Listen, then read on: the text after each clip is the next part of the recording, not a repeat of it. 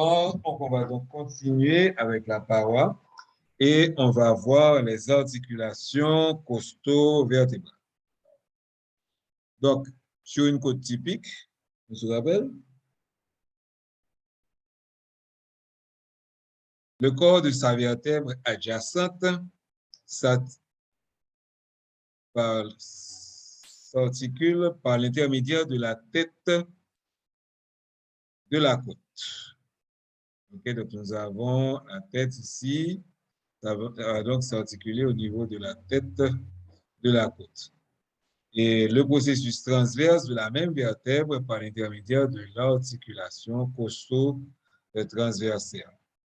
Les articulations costo-transversaires et les ligaments associés permettent au col de chaque côte d'effectuer une rotation autour de leurs axes longitudinaux, surtout au niveau des côtes supérieures, et d'effectuer des mouvements d'élévation et d'abaissement par rapport à la colonne vertébrale, qui concernent surtout les côtes basses. Donc, les côtes en haut, on fait une petite rotation, tandis que les côtes basses, ça permet de faire des mouvements d'élévation et d'abaissement.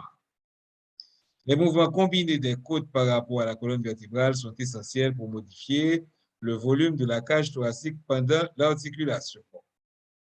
C'est une bonne petite introduction. Maintenant, articulation avec la tête sur la côte. On se rappelle, on va retrouver deux facettes.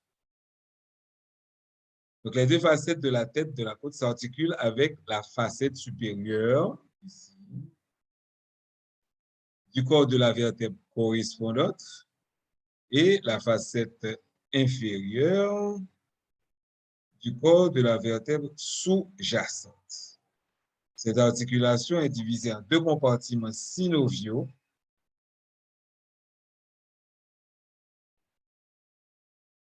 par un ligament intra-articulaire qui s'insère sur la crête du disque intervertébral adjacent et sépare donc les deux surfaces articulaires de la tête de la côte.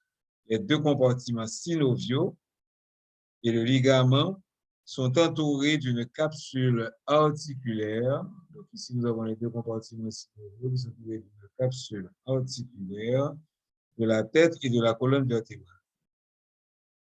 Maintenant, on voit les articulations costo-transversaires. Costo et en transparence, on voit le processus transverse. Donc, les articulations costo-transversaires sont des articulations synoviales situées entre le tubercule de la côte,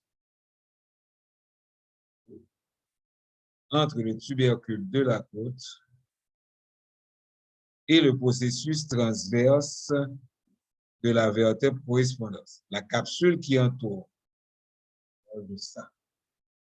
Et on le voit ici. La capsule qui entoure chaque articulation est fine. L'articulation est stabilisée par deux solides ligaments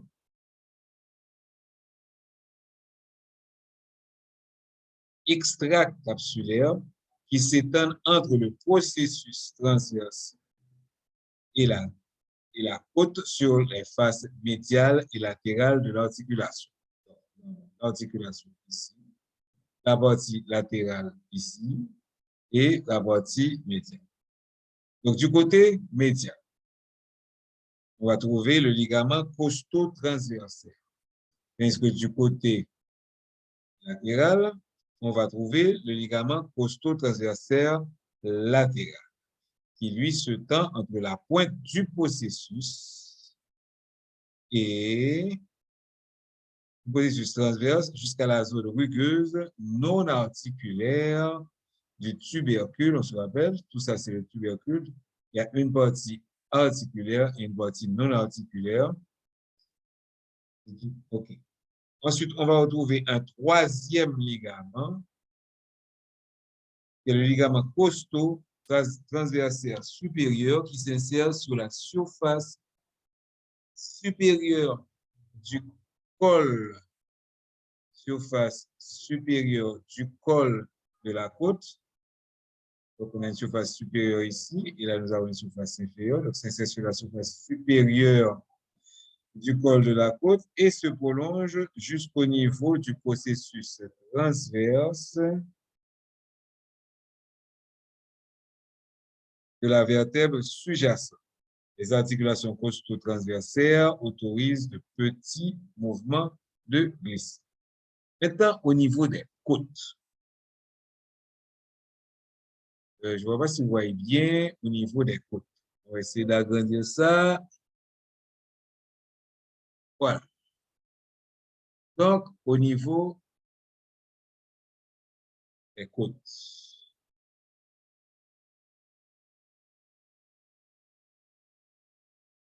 Les articulations sternocostales sont des articulations entre les 7 premiers cartilages costaux et le sternum. C'est ça qu'on appelle ça, sternocostal. L'articulation de la première côte n'est pas une vraie articulation, n'est pas une vraie articulation synoviale, c'est plutôt une articulation fibrocartilagineuse. Tandis que toutes les autres, ce sont des articulations synoviales. Donc, les deuxième à septième articulations synoviales possèdent une capsule fine et sont renforcées par des ligaments sternocostaux que l'on ne montre pas sur l'articulation. L'articulation entre le deuxième cartilage costal et le sternum est divisée en 2 compartiments par un ligament interarticulaire. Ce ligament s'insère sur le deuxième cartilage costal à la jonction entre le manubrium et le corps du sternum. Ensuite, on retrouve les articulations intercondrales.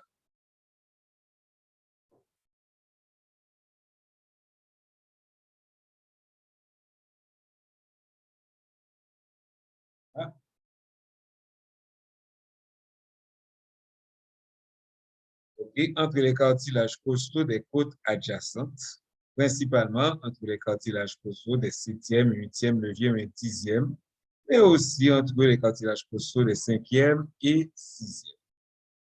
Ces articulations intercondrales permettent un ancrage indirect avec le sternum et contribuent à la formation d'un rebord costal,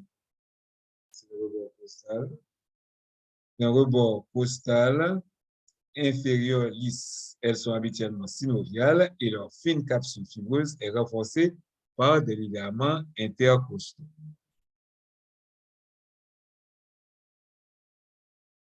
Par des ligaments interchondraux. Maintenant, l'articulation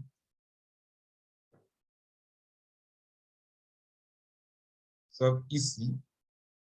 Maintenant, l'articulation nous avons les articulations manubrio-sternales et xyphosternales.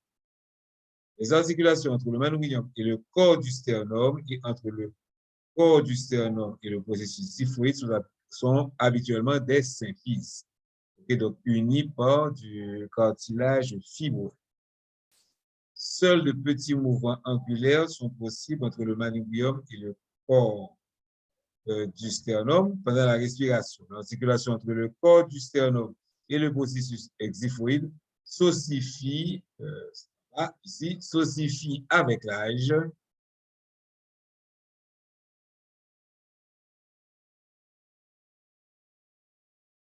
L'une des caractéristiques cliniques de l'articulation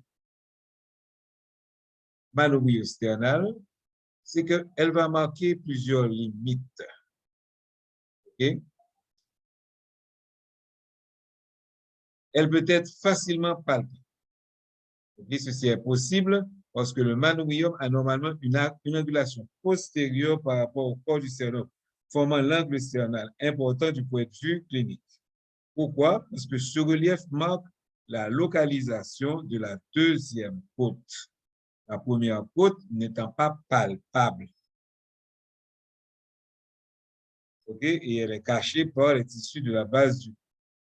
Mais la deuxième côte est aussi utilisée comme référence pour est donc utilisée comme référence pour compter les côtes, mais elle peut être, car elle peut être palpée latéralement à l'angle sternal. De plus, l'angle sternal est dans un plan horizontal qui passe à travers le disque intervertébral. On verra ça dans un autre schéma. Le disque intervertébral situé entre T4 et T5. Ce plan sépare le médiastin supérieur en médiastin inférieur et marque la limite supérieure du péricarde. Le plan passe aussi par la terminaison de l'aorte ascendante et le début de l'arc aortique, l'aorte descendante, la fin de l'arc aortique et le début de l'aorte thoracique. La bifurcation trachéale est au-dessus du tronc pulmonaire. Bon, ça, la prélévation plus détaillée lorsque on verra cette fameuse coupe. Parce que il faut dire aussi que c'est des fois assez compliqué. Bon. Maintenant, je suis en train de me battre avec le... OK, voilà. Vous reprenez ça. Et maintenant, on va voir quelque chose qui est un petit peu plus passionnant. Ce sont les fameux cas cliniques. Alors, pour le premier cas clinique, nous avons les fameuses côtes cervicales. Le problème, c'est que elles sont présentes simplement chez environ 1% de la population. Une côte cervicale est une côte accessoire, qui s'articule avec la vertèbre C7. Son extrémité antérieure s'insère malheureusement sur le bord supérieur de la face antérieure de la première côte. Okay? Donc, on peut voir ça sur les radiographies. Et il laisse donc un tout petit pertuis sur les éléments qui vont passer, ici les éléments vasculo-nerveux qui vont passer, c'est-à-dire les éléments du plexus brachial et l'artère et la veine, et ça va ainsi réaliser ce qu'on appelle une bride cervicale et donner le fameux syndrome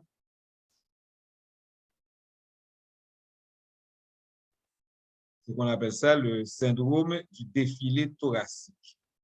Donc ça, c'est utilisé pour décrire les symptômes qui résultent de la compression anormale des nerfs du plexus brachial au niveau de leur passage au-dessus de la première côte et à travers l'ouverture axillaire du membre supérieur. Le rameau antérieur de T1 passe au-dessus de l'ouverture thoracique supérieure pour rejoindre le plexus brachial. Bon, en fait, il y a beaucoup de blablabla, je vous laisse tout ça, mais c'est là qu'on a justement le fameux syndrome de compression qu'on appelle syndrome de défilé thoracique parce que l'extrémité inférieure de cette côte cervicale peut s'unir avec la première côte. Deuxième cas clinique, lorsqu'on a besoin de faire une ponction osseuse, on utilise le sternum, le malléolum sternum qui contient justement de l'os spongieux et avec une aiguille spéciale, on peut donc aspirer ça si on veut faire les examens de la moelle osseuse. Autre cas clinique que nous avons, ce sont les fractures de côte. Alors, elles sont très douloureuses, les fractures de côte. Quand c'est une seule fracture, c'est douloureux, mais ce n'est pas grave. Comment savoir si la personne a une fracture? Il y a la radiographie, mais il y a aussi la clinique. Donc, une compression sur le sternum en demandant à la personne d'inspirer, de prendre une grande inspiration, révèle une douleur. Dans ce cas-là, on parle de fracture de côte. Mais quand il y a plusieurs côtes qui sont cassées au même endroit, ça peut nous donner ce qu'on appelle un volet costal. Et le volet costal sera responsable de ce qu'on appelle la respiration paradoxale. C'est quoi? Regardez bien le schéma. Lors de l'expiration, pour expirer, qu'est-ce qu'on fait? On augmente la pression, les muscles vont donc se contracter pour augmenter la pression que l'on retrouve au niveau des deux poumons. Et ainsi, avec cette pression-là, l'air va se retirer, l'air va sortir. Mais comme ce volet costal est libre, il va plutôt sortir, il ne va pas suivre la cage thoracique et ainsi empêcher une bonne expiration. Okay? Alors que la cage devait se rétrécir avec le volet costal, ça va au contraire s'agrandir. Et lors de l'inspiration, c'est le contraire. Lors de l'inspiration, vous avez du vide que l'on fait dans les poumons pour permettre à l'air de rentrer et à ce moment-là, le volet costal empêche justement, va embêter ce processus. C'est pour ça que si vous avez un gros volet costal, la personne peut avoir des troubles de la respiration et à ce moment-là, on est obligé de le mettre, par exemple, sous oxygène pour empêcher la suffocation. Voilà, c'était tout pour aujourd'hui. Donc, on verra le reste dans une prochaine vidéo. Je salue tout le monde. Au revoir.